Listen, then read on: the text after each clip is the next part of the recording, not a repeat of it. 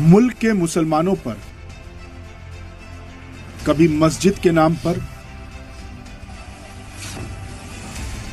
कभी मदरसे के नाम पर, तो कभी मजार के नाम पर निशाने लग रहे हैं। पिछले 10 सालों में हिंदुस्तान की सियासत की खिचड़ी का जायका मुस्लिम तड़का लगाकर ही पैदा किया जाता है। जहां मुसलमान वहां सियासत और नफरत। मस्जिद के नाम पर, कभी मदरसे के नाम पर, तो कभी मजारों के नाम पर प्रशासन ने और सत्ता ने किस तरह से मुस्लिम वर्ग को टारगेट किया और उसको विध्वंस कर दिया। जिस तरह से उत्तर भारत की राजनीति में खुद को सत्ता में स्थापित करने के लिए मुसलमानों का तड़का लगाया गया और हिंदू समाज से वोट इकट्ठे किए गए, वह संभव इसी आधार पर था कि डर दिखाया जाए कि इस समाज को डरा धमका करके रहा जा रहा है और उनको किस तरह से दबा दिया जा रहा है। यही आधार रहा है बीजेपी की सत्ता का। हम पिछले कुछ वीडियो में बात कर चुके हैं किस तरह से बीजेपी ने गुजरात मॉडल को देश में पूरे लागू किया। ज्यादातर उत्तर भारत की राजनीति में एग्रेसिव रहा। उन्होंने किस तरह से एक समाज को दबा करके दूसरे समाज में डर पैदा किया और डर की राजनीति खेलने का कार्य किया।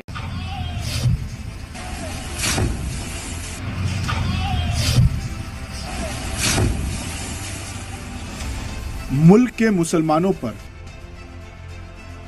कभी मस्जिद के नाम पर,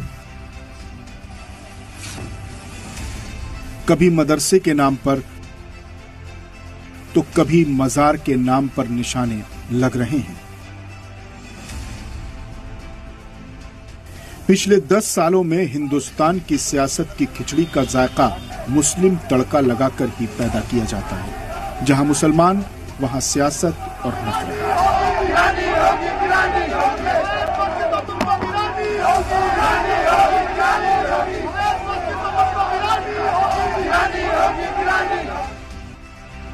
कभी मस्जिद पर दावा ठोक दिया, कभी मजार पर बुलडोजर चला दिया, कभी मदरसे पर छापा मार दिया, कभी गद्दार बना दिया, कभी बदमाश बना दिया। प्रधानमंत्री नरेंद्र मोदी खुलेआम कहते रहे कि लोगों को आप कपड़े से पहचान सकते हैं। कपड़े से लोगों को उन्होंने पहचानना शुरू कर दिया। दाढ़ी और टोपी देख करके टारगेट करने की कोशिश की गई। आपने देखा इसी उत्तर भारत में कैसे रेलवे में ट्रेन के अंदर नाम पूछ करके गोली मार दी गई। किसी अलग व्यक्ति के द्वारा नहीं, उसी प्रशासन के एक व्यक्ति के द्वारा। किस तरीके से आपने देखा कि प्रशासन एक धर्म देख करके, यानी मुस्लिम धर्म देख करके बुलडोजर चला देता है। हिमाचल के शिमला में जेरे तामीर मस्जिद को देखिए। मोहब्बत की दुकान चलाने वालों ने ही मोहब्बत की दुकान पर ताला लगा दिया, तो किस बात का शिकवा किसी से कोई क्यों करे। यूपी के बरेली में मस्जिद की मीनार तोड़ डाली गई। छत्तीसगढ़ के भिलाई में मजार को सरकारी बुलडोजर ने मिसमार कर दिया।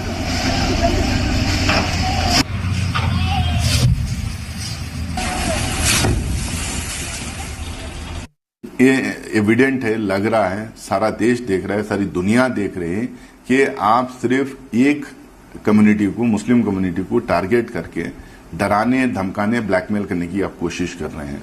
आप लोगों को दूसरी कम्युनिटी को ये बताना चाह रहे हैं कि देखो हम लोग इनका क्या हाल किए हैं, इनको कैसा हम सेकेंड ग्रेड सिटीजन देश में बना रहे हैं, कैसा इनको जो है हमारे सिटीजनशिप से के जो जितने उनके राइट्स हैं उससे उनको महरूम करके कैसा उनको दूर रख रहे हैं। जिस तरह यूपी में हमारे मस्जिदों पे, दरगाहों पे, हमारे मदरसों पे ताले लगाए जा रहे हैं, वो बात हमसे छुपी हुई नहीं है।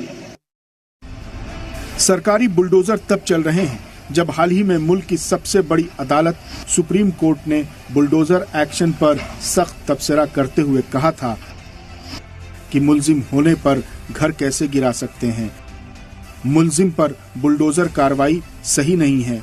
देखा कि अगर किसी भी मामले में मुस्लिम संलिप्त पाए जाते हैं तो बुलडोजर चलने में देर नहीं लगती है। अलग अलग तरीके से अलग अलग जगहों पर टारगेट किया जाता रहा। हिंदुस्तान की राजनीति का यह सच है। आप इस वीडियो को देखिए, इसमें किस तरह से सारी घटनाओं को सम्मिलित किया गया है और अभी भी मुल्क के लोगों को देख लेना चाहिए, समझना चाहिए कि किस तरह से धर्म की राजनीति को बढ़ाया जा रहा नहीं है। कसूरवार होने पर भी आप घर नहीं गिरा सकते। किसी की कमियों का फायदा न उठाएं। लड़के की गलती पर वालिद का घर गिराना सही नहीं।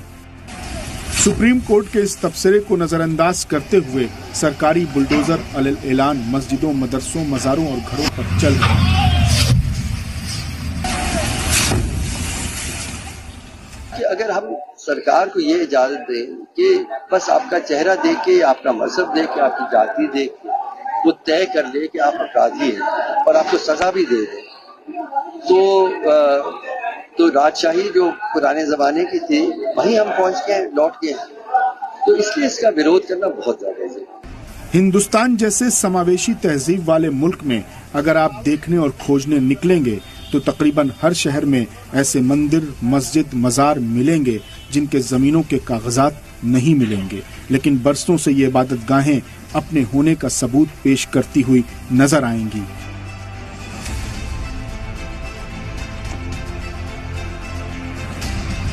मगर बुलडोजर की एक तरफा कार्रवाई पर अकीदतमंद किससे शिकायत करें, किससे अपनी रुदात सुनाएं, किससे अपना माजरा बयान करें।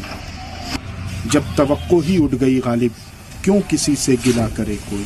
वीडियो में देखा कि हिमाचल से लेकर गुजरात तक, मध्य प्रदेश से लेकर के झारखंड तक, उड़ीसा से लेकर के तमिलनाडु तक, हर जगह पर जो घटित हो रहा है, जिस तरह से प्रशासन और सत्ता काबिज है सत्ता पर, और जो डराने और धमकाने की राजनीति खेल रही है, जो घृणित राजनीति है, घृणा करने वाली राजनीति से वे अब खुद को सत्ता में स्थापित कर रहे हैं। किस तरह से मुसलमान होने का दर्द लोगों को झेलना पड़ रहा है, किस तरह से प्रशासन उनके घरों को जमींदोज कर रहा है। सुप्रीम कोर्ट कहते रह गए कि यहां पर किसी भी प्रशासन की कार्रवाई में बुलडोजर नहीं चलना चाहिए, लेकिन यह अभी भी निरंतर जारी है। क्या लोकतंत्र में यही दिन देखने हैं? और किस तरह से जनता को बांट दिया गया है। जनता को सिर्फ जनता नहीं रहने दिया गया, हिंदू मुसलमान में बांट दिया गया है। जो काम अंग्रेज न कर पाए वो उनके गुलाम कर रहे हैं, जो उनको माफीनामे लिख रहे थे। इस चीज को आप देखिए और समझिए कि मुल्क में जिस तरह से अंग्रेजों ने बांटने की कोशिश की थी धर्म के नाम पर, उसी तरह से आज सत्ता में बैठे वाले लोग जमीनी स्तर पर जुड़े हुए लोगों को बांटना चाहते हैं। हर मोहल्ले में वो क्लेश करना चाहते हैं। अगर आप चाहते हैं कि ऐसे वीडियोस आप बनाते रहें और आपके सामने इन मुद्दों को एकदम कटाक्ष करके प्रस्तुत करते रहें, तो वीडियो को शेयर कीजिए। आप देख रहे हैं दो बोल न्यूज, मैं आमिर खान आजाद।